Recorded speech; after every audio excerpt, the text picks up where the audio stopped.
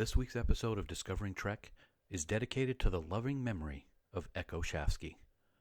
Until one has loved and been loved by a dog, a part of one's soul remains unawakened.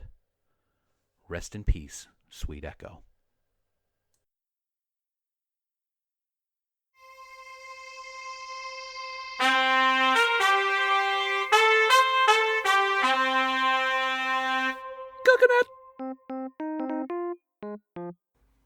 The Trek Geeks Podcast Network is proud to have Fansets as its presenting sponsor.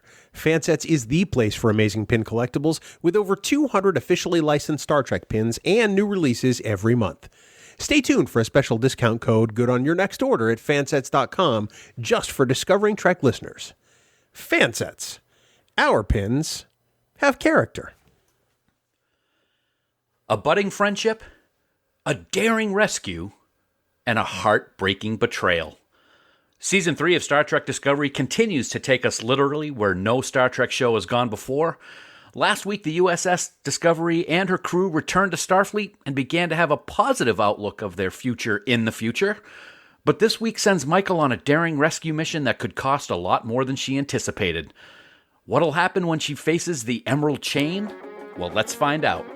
Welcome aboard, everyone. My name is Dan Davidson, and we are Discovering Trek.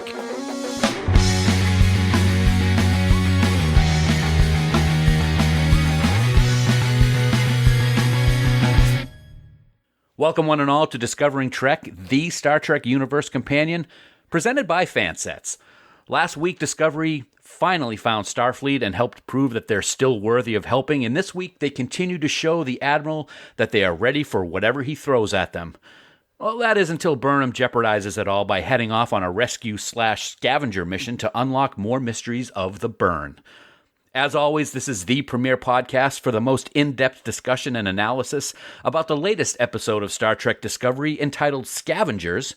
And as we near the halfway point of the season, it seems the writers are setting us up for some major moments in the coming weeks. And here to help me break it all down is a very special friend in person.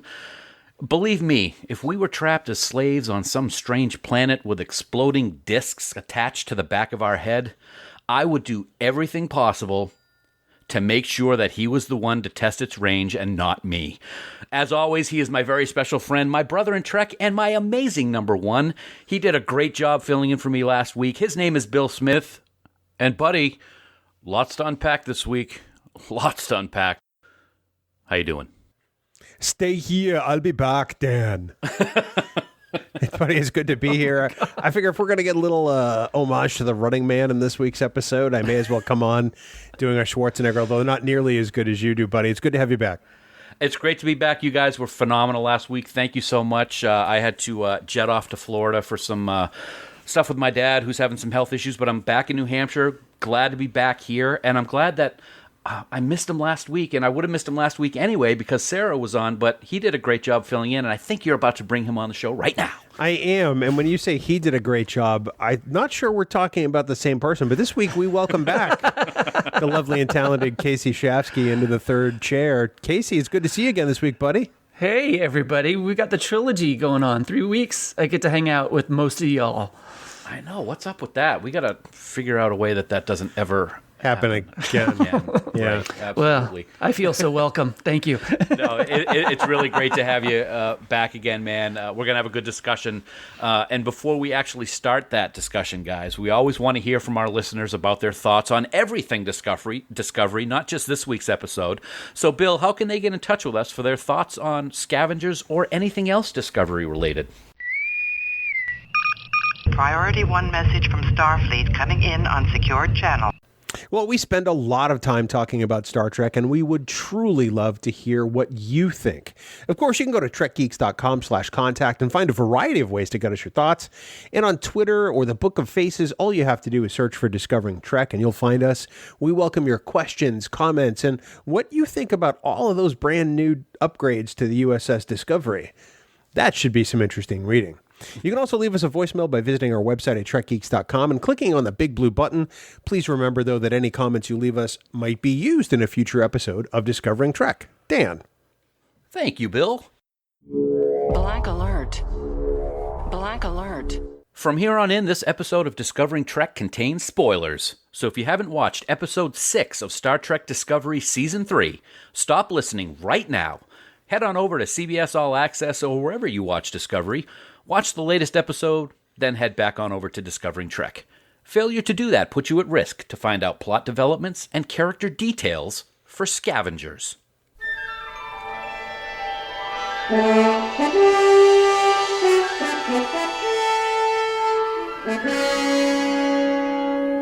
Episode 306 of Star Trek Discovery, Scavengers, is written by Ann Kofel-Saunders and directed by Doug Arniakowski.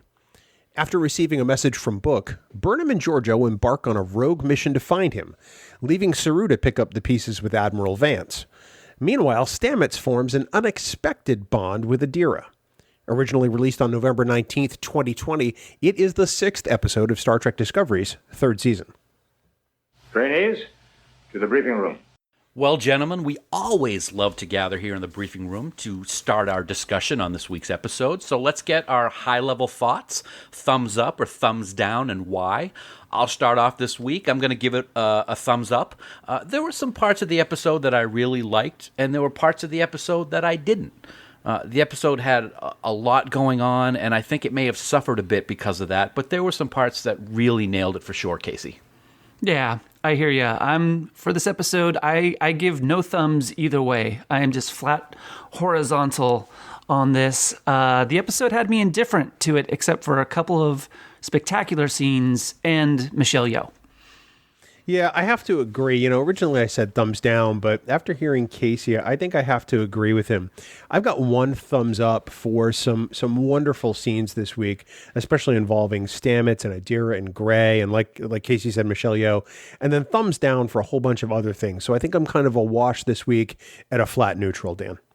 Yeah, I've been hearing and reading a lot this week about people's reactions, and it's the same thing. I gave it a 1 thumbs up. I didn't differentiate 1 or 2. I did give it a 1. It wasn't my favorite episode of the season, and a lot of people are saying the same thing. It was just kind of fell flat, or there were only some certain parts that were good. So it'll be an interesting discussion, and so let's kick off that discussion, and let's just get it out of the way first, guys, because I know that there's been a ton of discussion about it online. People's heads are exploding. See what I did there? The USS Discovery, NCC 1031-A. Huh? Yeah. A? A lot of stuff going on about that. People are saying, well, that's not what it was in Calypso, and why is it named the A? Here's my take on it, and then we're going to obviously get into the discussion. The Enterprise, original Enterprise, was not renamed the A after it did its refit. This was a refit, so should it have been renamed the A? Probably not, but what I'm thinking is, for all intents and purposes, the 930 years in the future, Discovery was destroyed 1,000 years ago. And Stardate, whatever the Stardate was, I can't remember it. So why not launch a new ship and have it be the Discovery A? That's what I'm thinking might be the case. I don't know if we're ever going to get any explanation on why it was renamed with an A, but I know it's causing a whole lot of angst out in social media, Bill. I agree with you. I don't think it needs an explanation. I think the one you give is perfectly plausible. You know, the ship was destroyed 1,000 years ago. The A is meant to signify a next generation of the ship, and with all the upgrades it's received, it is practically a different ship. It looks the same in many ways internally, but on the outside, even the hull plating has changed. The engines, we got the detached warp nacelles, which I still don't understand. No idea. You know, among an entirety of other changes. So I'm fine with it. I think that it opens up a world of new possibilities for this ship. Regarding the Calypso angle, I can't believe how many people are losing their damn minds over that. Right. I mean, let's take the real world explanation first, and then I'm going to go back to Star Trek explanation. In the real world, I think that Alex Kurtzman just fell in love with the idea of setting Discovery 1,000 years in the future after Michael Chabon's Calypso. I think that's honestly what happened. And everything else that's happened now is retcon. Of course, Calypso didn't have an A on the hull of the Discovery. Right. So that begs the question, did that happen in a different timeline? And that's entirely possible. Could that have happened outside the fabric of the Prime timeline? Yes, absolutely. So that's kind of where I'm taking it. Aside from the fact that it's a mistake and it's retconning. That's exactly what I was going to say. Or because it happens because we're all human, maybe it was just a mistake. And it's not like that's never happened before in Star Trek history from 1960, 66 all the way up till now. So, well, since Chabon said initially that he wanted Calypso to, quote, stand apart from the fabric of Star Trek and be its own standalone story, I have to believe that it was never intended for that to become a part of Star Trek's future, at least based on his own words in an interview, I think, with CNET back in the day. I think that Kurtzman just wanted it to be that way, and that's fine. I have no problems with that, but it does create that obvious vacuum, and that's why I say maybe it's a different timeline. Yeah.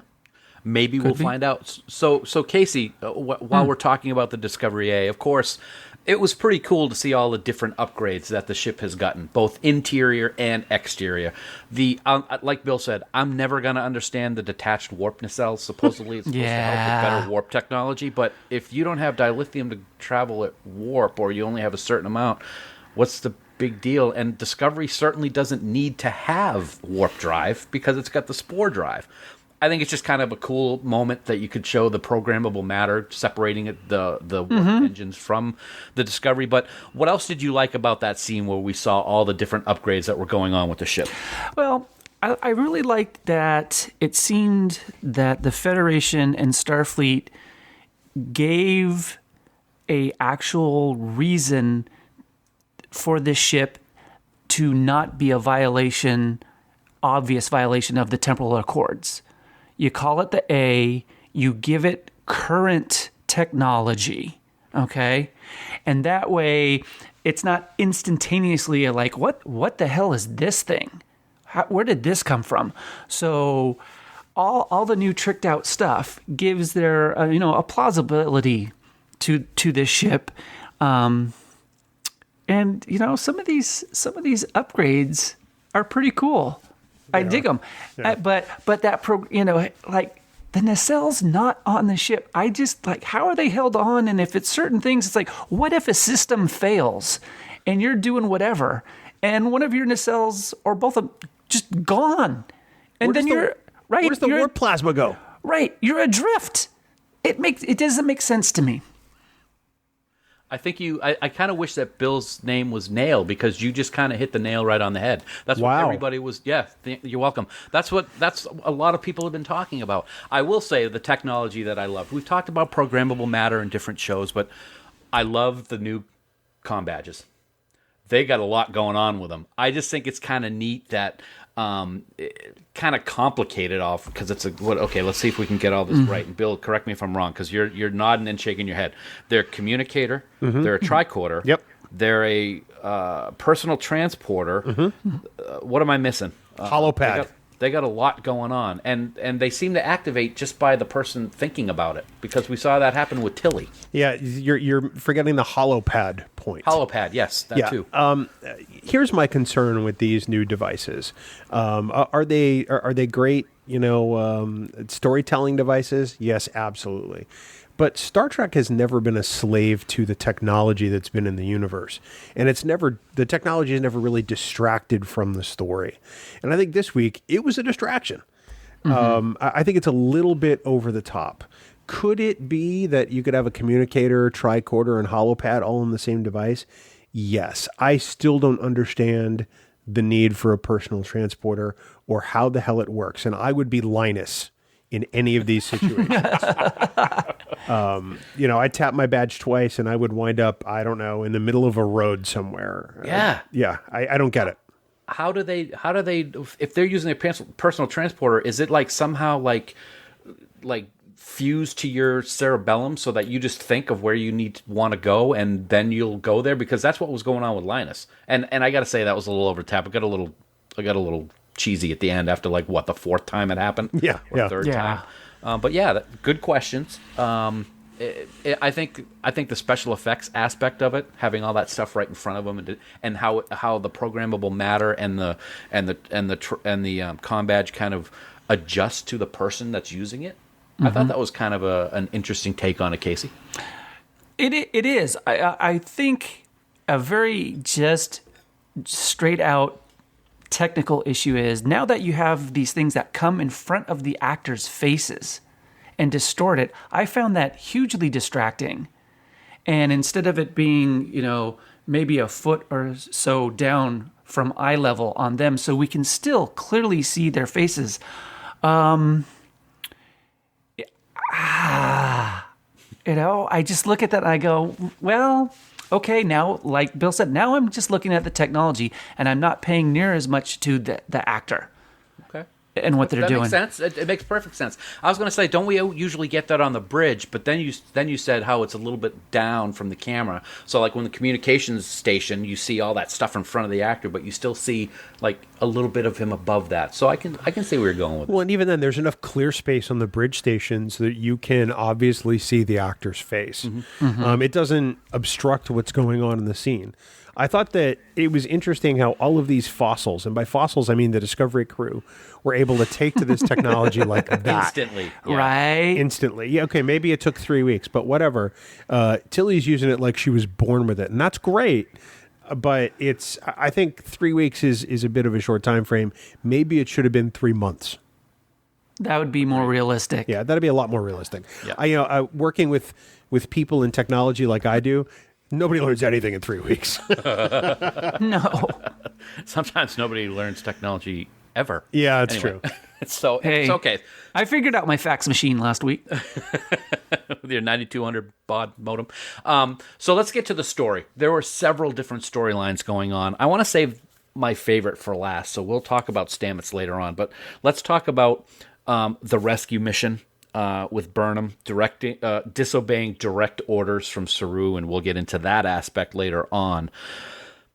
What did you guys think about this whole idea of going and fighting the Emerald Chain, bringing Georgiou on? Because Burnham knew that she was going to be the only one that would say yes to going on that mission.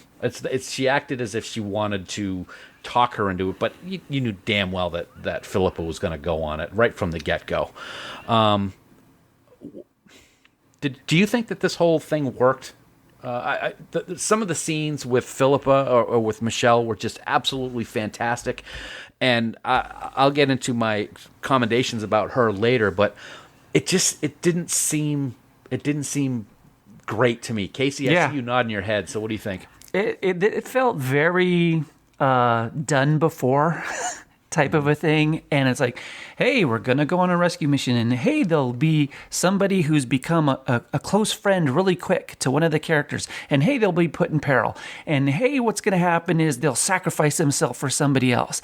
And it's just we've seen this before, and I mean, I love a good heist flick and certain things like that, and it didn't even rise to that for me, and I just kept going, there's no drama here. We know the beats that are coming up before it happens. And so that's where I was indifferent. It fell flat for me. Bill, you along the same lines? Oh, absolutely. I mean, I felt like that whole scene on the planet was largely filler for what they needed to get out of it, which was another black box, which is neither black nor a box, by the way. True. Yeah. Much like they are in airplanes. Right. And why they're still called black boxes is a little crazy to me, but that's a story for another time. I felt like that whole bit was forced. Like Kasey said, it was predictable. It hit all the same beats. Initially when they got down to the planet and they're at the, I don't know what you want to call that place, because it looks like a mine. Honestly, It looks like Boston sand and gravel. And it took me right out of it. Because I'm like, okay, we're in the year 3188. All right, I'm with you. That is a mid-20th century mining facility. And no matter what they do, they can't make it look any different than a mid-20th century mining facility. And it took me right out of everything going on the planet. The beats with fighting the Emerald Chain, like Kasey said, were predictable. It was all paced well. We got some great character moments in there. But largely, it was a disappointment to me in that aspect. I find it interesting. I actually said this to Sue when we were watching. Whenever this is interesting. I'm going to relate it to Star Wars. With Star Wars, the Empire's shiny and everything's great and looks awesome and brand new, and it's probably got that new car smell and all that stuff. But whenever we're dealing with anything other than the Empire in Star Wars, it's dingy. Stuff is broken down. They're always looking for parts. That's what I thought with this mining facility. There was a Guitar Hero guitar in all of the stuff that they were looking through.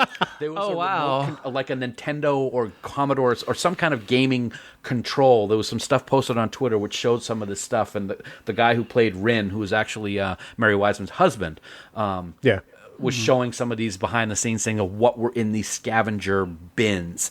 And it seemed like it's something that we've seen over and over and over again. Now, Bill, you made some great points. Some of the stuff was well-paced. There was some good action, some great special effects, and good character development. But it seems like it's something we've seen before, not only in Star Wars, but also in Star Trek.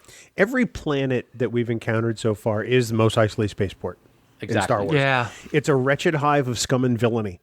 And there's no hope. Now, we've said since the beginning of the season that Discovery is going to bring the hope back to the Federation, and we covered that kind of a little bit last week with Saru's look-up speech. But everything is dark and dismal, and the Emerald Chain runs half the galaxy, it seems. And it's a pretty seedy place, and I didn't get a whole lot out of that. It was as predictable as in the season premiere when Book and Burnham went to Sanctuary. Okay. I totally agree with you, and it seems like we're all on the same page. While we're talking about that aspect of the episode, let's talk about Philippa a little bit. Obviously, Kovich did something to her. We don't know what yet. He triggered something somehow. Was it just something as simple as his glasses weren't really regular glasses? Something happened during that debriefing, in my opinion, that is causing her to have these moments of freezing and having, she collapsed a couple of times in this week's episode. So I don't know if I want to get into what do you think it is yet, because that's something that we can do in long range scans or something like that. But did you also think that it was an extremely convenient writing apparatus for her to freeze at the moment she did during the battle, Kasey? Because that's what I thought. Oh, absolutely. It was like, if you're going to be writing this and you go, let me pick what the worst moment would be for her to freeze. It's right there. And that just was, I love Michelle Yeoh, and I want to know what is happening here. But this story was, it just kept feeling like, those paint by number pictures? Yeah. That's how certain scenes felt for me. It's like we see the entire picture already, but we're coloring it in right now.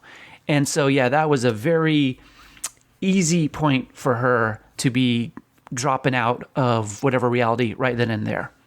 I don't think that Kovich did anything to her. I think that she is suffering from something that is occurring naturally within the universe, because like Kovich said, there hasn't been a crossover in 500 years. That leads me to believe that humans in the mirror universe no longer exist.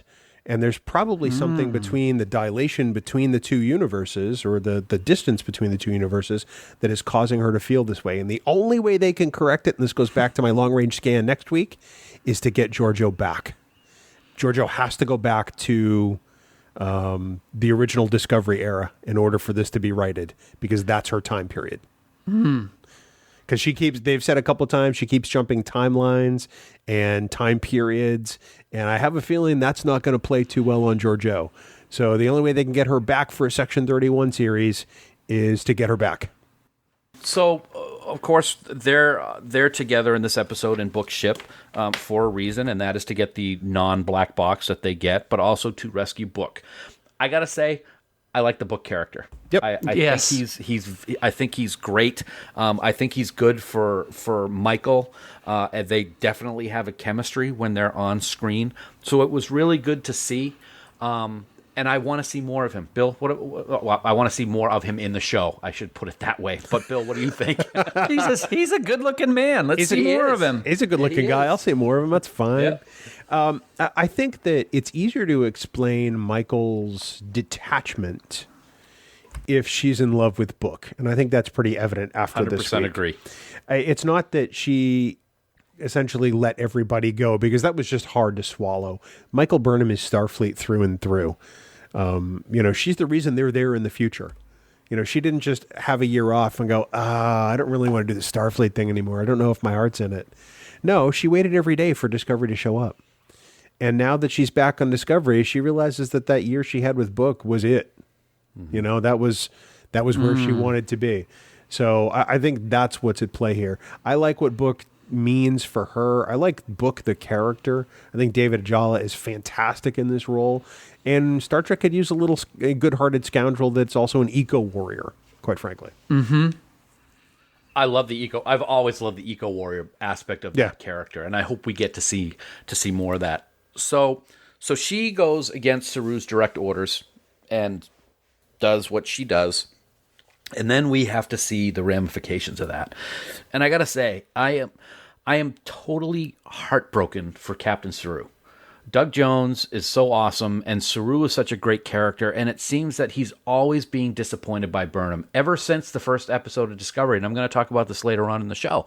But I got to say, what she keeps doing to him, when is enough? And even what he did at the end of this episode by saying, you're not my first officer anymore, you're chief science officer, and that's all you are to work on.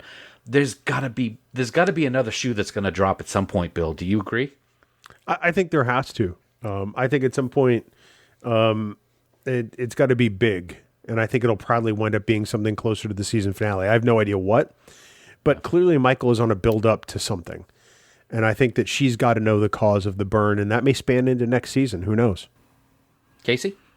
Yeah, how many times do you get kicked in the teeth and keep waiting for the next boot to come? That was part of the storytelling, which I didn't fully understand with her decision making on there.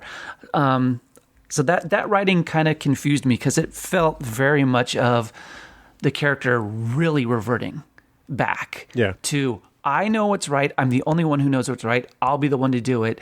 And even taking on many things that the character does, okay. But this was, once again, I'm going to do what I want and screw what happens to supposedly one of my closest friends. Mm-hmm. Right.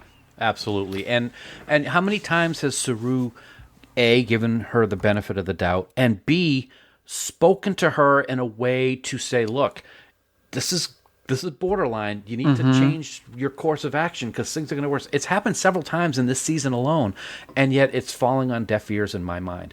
And who was it? Was it Hugh who said that Michael's got, what was it, a responsibility complex or I forget. She's a responsibility hoarder. Exactly. Yeah. And it seems that that's the case. And now she's so non-Starfleet. And I expressed my disappointment to my wife when we were watching the episode. And I think she said, well, Kirk did things he wasn't supposed to do. And I'm like, well, that's true, but it was few and far between. Right now, it seems Michael's doing it every week. Well, but was it few and far between with Kirk? Because there were many times that Kirk would do things and Starfleet orders would just catch up to him, sort of saying, yeah, that's okay. And in the movies, Kirk was doing whatever the hell he wanted all the time. Right. So I almost think that's a fair comparison. Cisco does his own thing all the time. Cisco poisons a planet, and there's no fallout. Right. So I can believe that Michael Burnham is still, she's very, like Casey said, she's regressed. She's very much season 1, Vulcan, hello, Battle of the Binary Stars, Michael Burnham, where she's the only one who's right, and she's the only one with the plan. I agree with Casey 100%. Look at that, Casey. Finally. Hey.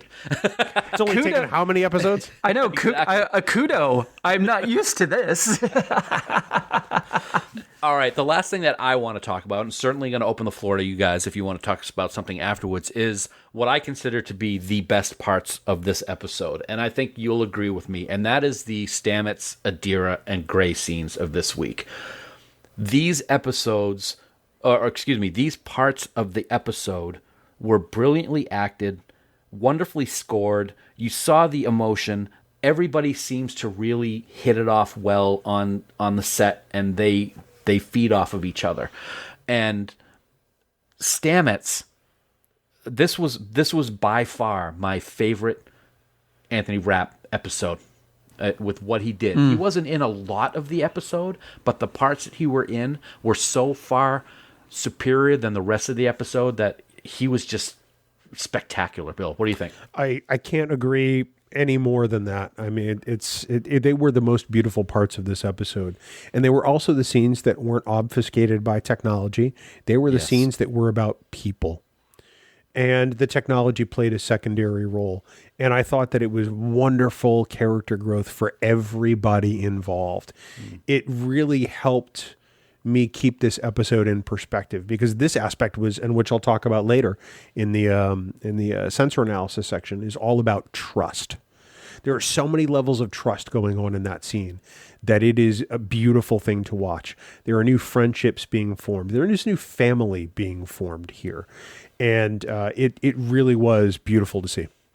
Kasey, one of the things that I liked, in addition to the Adira scenes, the one in the Adira scene in the mess hall was by far my favorite. The one in the engine room / spore drive room was very good as well. But I got to say, one of the last scenes of the episode, when he and Hugh were getting ready for bed, that was one that was exceptionally well done between the two. We haven't seen the two like this since way back in season 1 when they were brushing their teeth, and then we saw the little blip of Rap, kind of like that little secondary image, not a Rap, but of Stamets. What did you think? Did you like that one as much as I seem to have liked it also? Oh, absolutely. There was a sincere and sweet quality to these scenes that I think grounded all the other stuff that was happening, where it was like, these are people, and as we saw in the episode, like, everybody is changing, and certain things are for better of who they are, and some not. And showing once again two loving, caring people together, sharing what's going on, and you know, kind of the little give and take back and forth of seeing when somebody's growing and becoming, and being able to have some playful banter with that was just amazing. And, you know, the Adira Gray Stamets scenes, I mean, people are looking out for each other. And they're going, we have to be here for each other. So that growth is coming on. They were wonderful scenes. Agreed. I said that was my last thing, but I lied because I had one more thing that I wanted to bring up. Liar. Yeah, and that's the burn. And I want to get your guys' take on this. Do you think that Admiral Vance knows a lot more about the burn than he's saying? Because every time Michael brings it up, he's got a look in his eyes where he won't look her in the eye. He's kind of looking down, and he tries to change the conversation immediately. Bill, am I off base with that? I don't think you're off base. I just don't agree. Okay. Because I think that this is a guy who, for his entire career, has been having to put out one fire or another every single day of his life. And now that he's the commander-in-chief of Starfleet, he's got to put out all of the fires. And now he's got Michael Burnham burning a hole in his pocket. Literally, practically. Yeah. And it's just, I imagine that he's got a short fuse. I imagine he's weary. And I think, for me, that's what it is. Now, could that be that he has more info? Oh, yeah, absolutely. I just don't necessarily, I'm not on board with that theory just yet. Okay, that's fine. That's cool. What about you, Kasey? Yeah, I mean, I see it two ways. One, story-wise, for a TV show, you can't give away everything too fast. So they're holding on to certain stuff. All right. And like Bill said, these people are tired. And if they've been dealing with the burn for however many years, decades, whatever, that will weigh you down. And that can even be when, you know, that topic of discussion just starts to come up where you're like, oh, not again. It's like, you know, I'm dealing with this all the time. It's like, you just don't want to talk about it again. And they're having to, you know, keep building trust with these 1,000-year-old people coming out of nowhere. So, I mean, part of that, I kind of go, it's this, you know, it's this good combination that makes that character intriguing in that way. Is I love Vance. You know, great. He's so good. I love him. Anything else, guys? You guys want to bring up? We good? What do you think? I think we're good. I think it'll be good to see Discovery get back on track after this week. Dan, like you said, I think this was setting up things to happen in the next several episodes. Yeah. I just don't think they needed to take a whole episode to do it. The awesome character beats aside, a good chunk of this episode could have been a scene in another episode. Another great discussion, guys.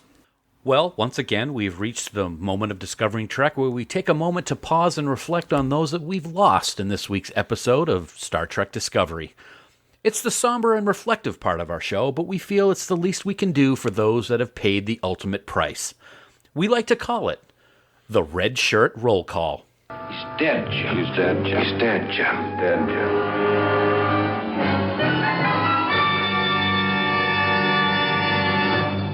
So, Bill, buddy, let's see if we can get ahead of things this week in the Red Shirt Roll Call. It's all yours, man. Go for it. Let's see if we can elevate the conversation here.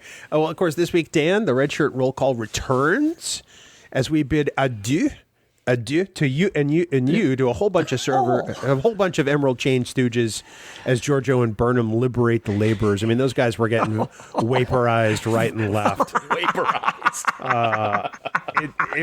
As soon as Book Ship was flying, vertical through the mining town or whatever it was, that was a pretty amazing shot. And you just see them picking off people all over the place. Georgiou targeting ships in the air. It was pretty brutal. Lots of explosions. Yes. But how can we forget the headstrong Bajoran dude whose noggin was rather unceremoniously separated from the rest of his torso when he ran past the towers on the planet Hunhao? This seemed like an homage to the Paul Michael Glaser film The Running Man. That's right.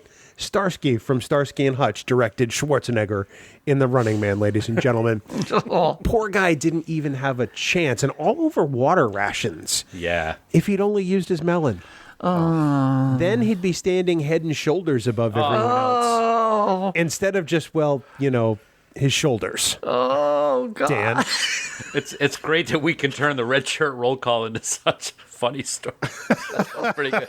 Congratulations for making me laugh on the Red Shirt Roll Call, Bill. But we will raise a glass of synthahol for all of those that we lost as we say goodbye in this week's Red Shirt Roll Call. Folks, we want to take a moment to thank Fansets for being the presenting sponsor of Discovering Trek and the Trek Geeks Podcast Network. As we all continue to deal with the effects of the coronavirus pandemic, we know that small business is an essential part of a recovering economy, and we're proud to support one of the best damn small businesses in the whole darn galaxy, and of course that's Fansets.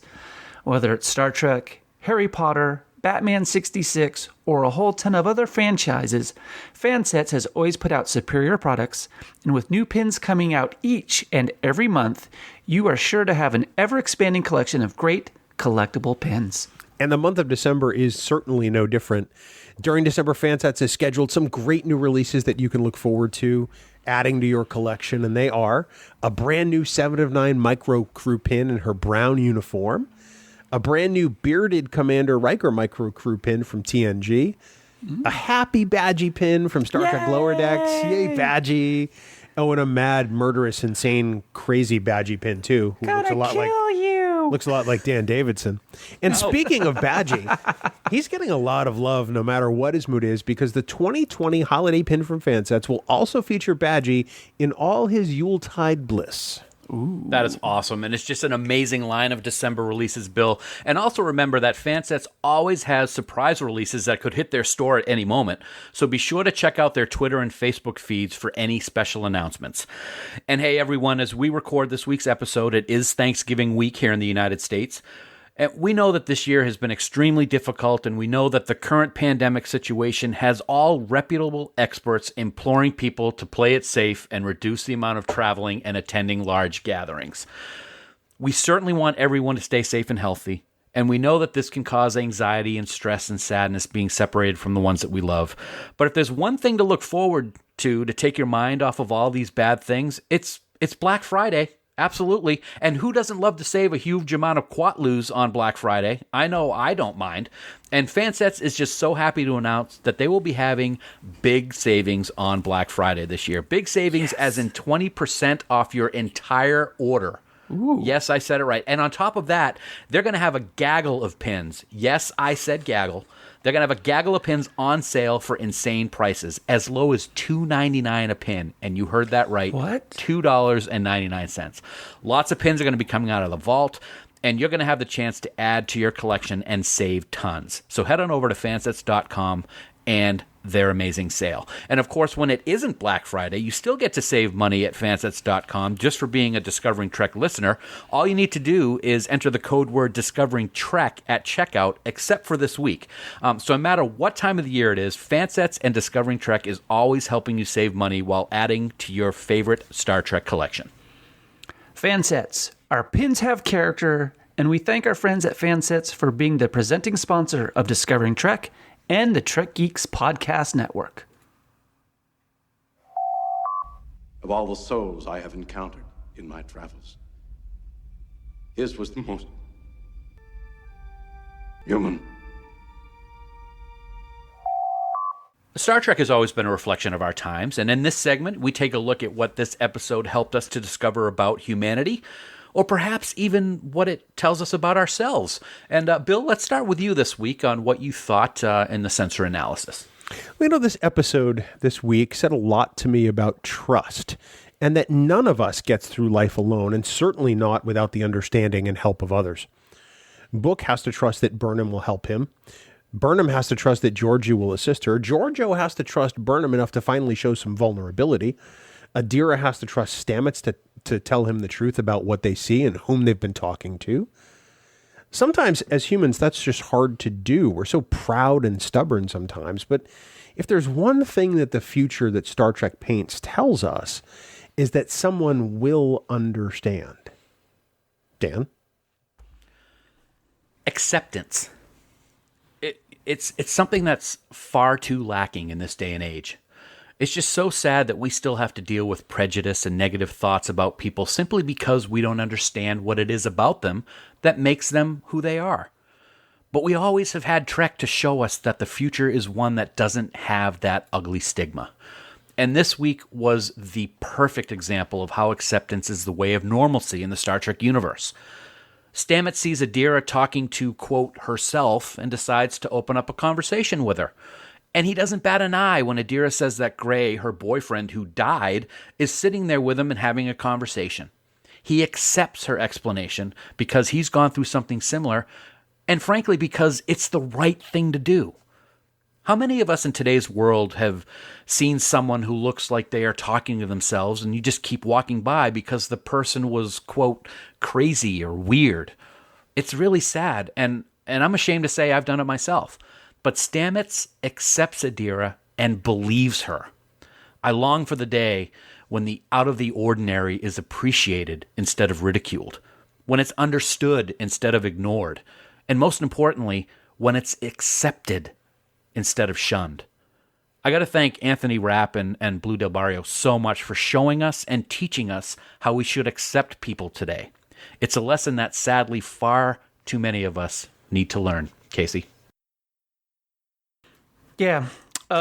This week I relearned a hard lesson due to us having to euthanize one of our dogs.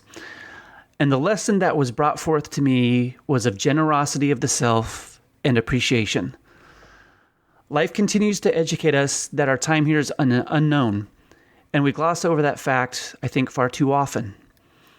Be as generous as you can be while still holding the responsibilities to your family. Our time is really the most precious commodity that we hold. Give time to others. Be generous in your actions towards them. Your sincere words and actions could be the one thing that someone needs right now. And appreciate those around you for all the support, care, kindness, and love that they give you. Reflect on their actions and think about how you can reciprocate back to them. Our actions can be large public demonstrations of our intentions, or they can be small private kindnesses. Give pieces of yourself without reserve and be appreciative and thankful without compromise or ego. Commendations, Palm Leaf of Axonar Peace Mission, Grand Kite Order of Tactics, Class of Excellence, Prenteris Ribbon of Commendation.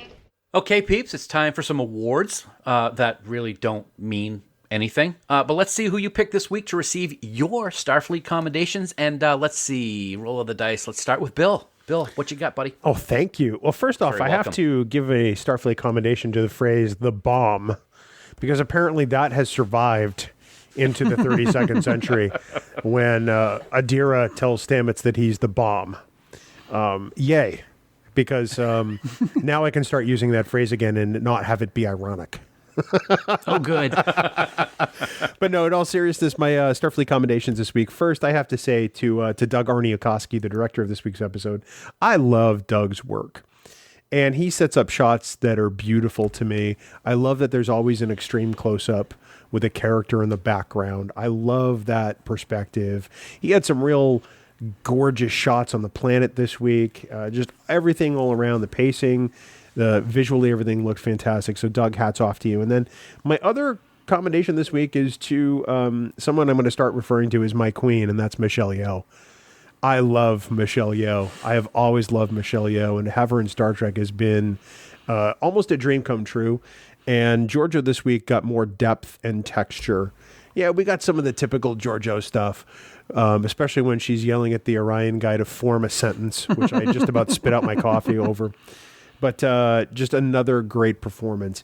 I want more Michelle Yeoh in Star Trek. I don't care how it happens, but I'm just happy that it's happening now. Kasey, what you got, buddy?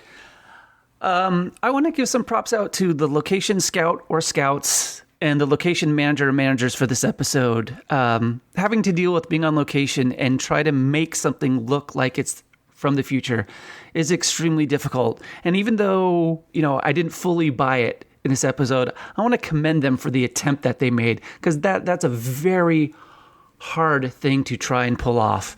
And then I'm going to echo Bill. Michelle Yeoh, I mean, she's a force of an actor. From, seeing her the first time in Tomorrow Never Dies and like, oh my God, who is this badass who can act as well? And in Discovery, she brings this sly, fun wickedness to her character. And in this episode, we did see a little bit more range for her and deepen the character of Georgiou.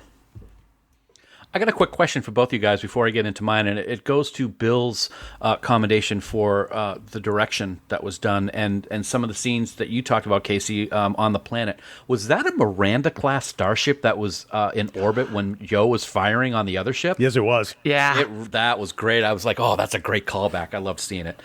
Okay, so my Starfleet commendations for this week, obviously based on what I talked about in the sensor analysis, I got to give my hat off to Anthony Rapp. I don't need to say anything else that I didn't say in the humanity segment. He was just brilliant this week. As with the both of you, I'm also going to give a commendation to Michelle Yeoh. I've kind of been worried that she was just going to be a smart-ass bully all season who would make snide comments and kick butt every once in a while. But this week showed how much Michelle is a master at her craft, and I can't wait to see what those incidents she is suffering from are all about. And I'm glad that Michelle will be able to present it to us in her unique style. I thought she was really great. She did have the snide comments and kick butt, but she had another level to her character this week, which I really appreciated. And even though it was only in a few scenes, again, I have to give a commendation to Doug Jones. I am so heartbroken and sad for what's happening to Saru right now. He's continuously being disappointed by the actions of Michael. Ever since the first episode of Discovery, he's had to deal with Burnham's actions that affect him on a deeply personal level as well as a professional one.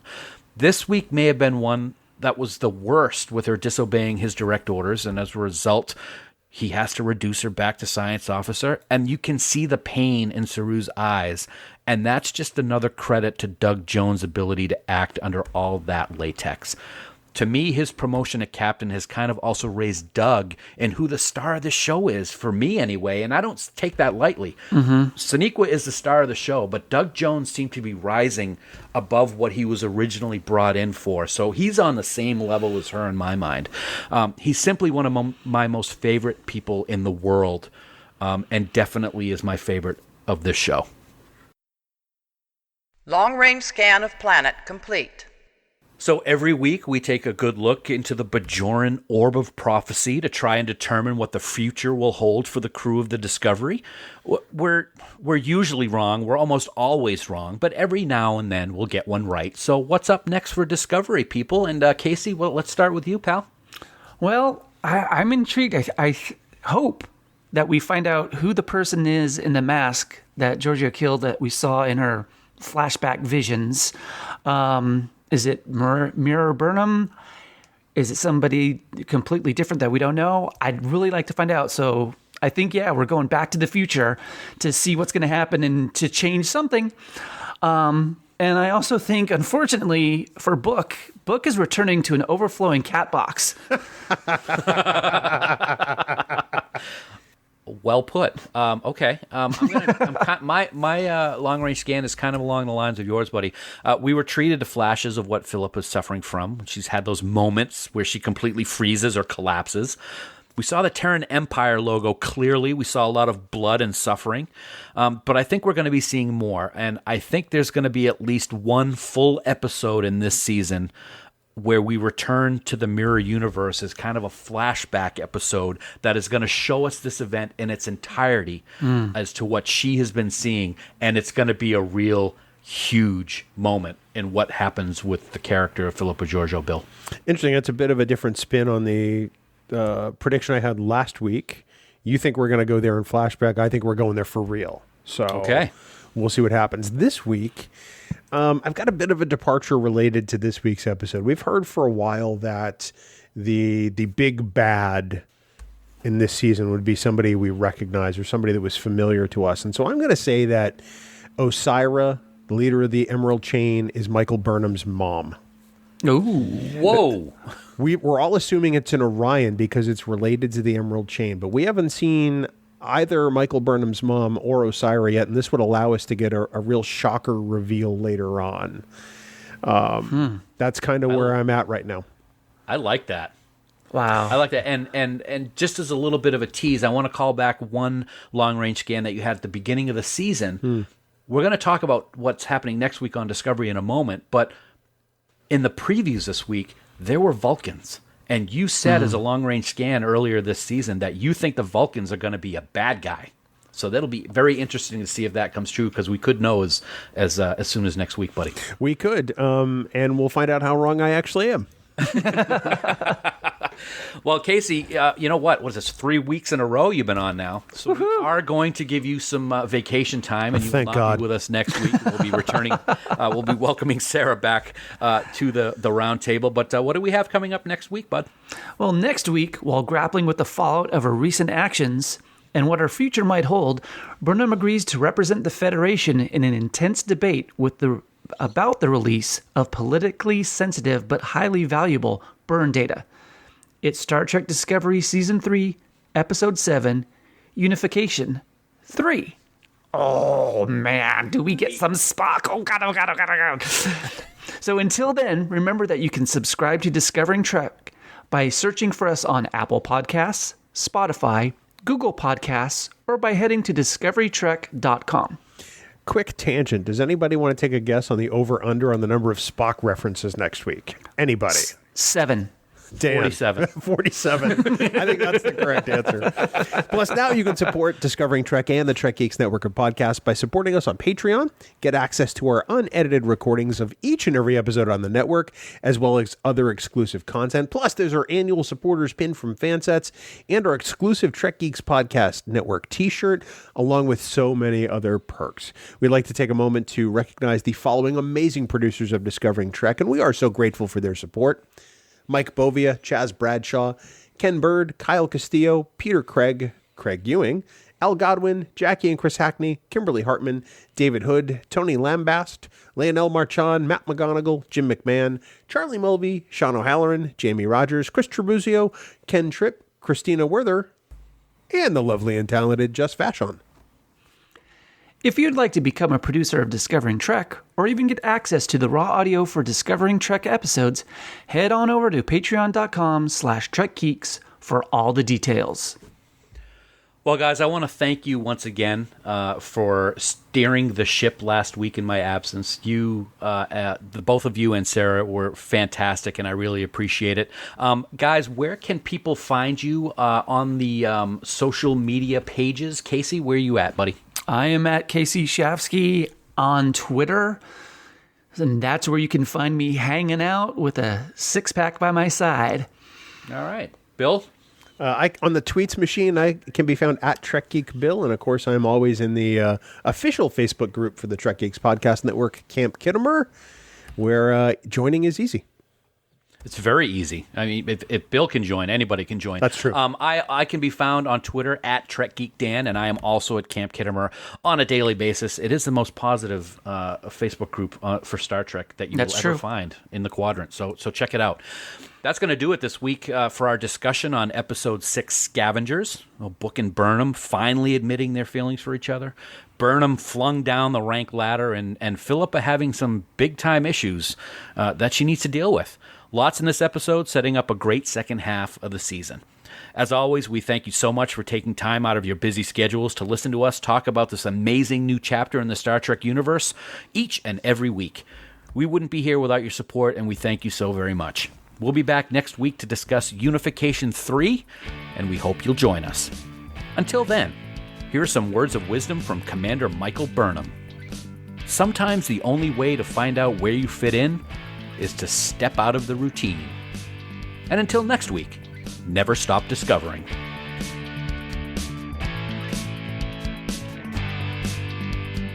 Music for Discovering Trek is provided by 5 Year Mission. They're writing an original song for each episode of Star Trek. Hear more of their music at 5yearmission.net. Discovering Trek is a production of Coconut Media Works. Executive producers Bill Smith and Dan Davidson. For more great Star Trek discussion, discover the other shows of the Trek Geeks Podcast Network at trekgeeks.com or find us in Apple Podcasts, Spotify, or your favorite podcast app.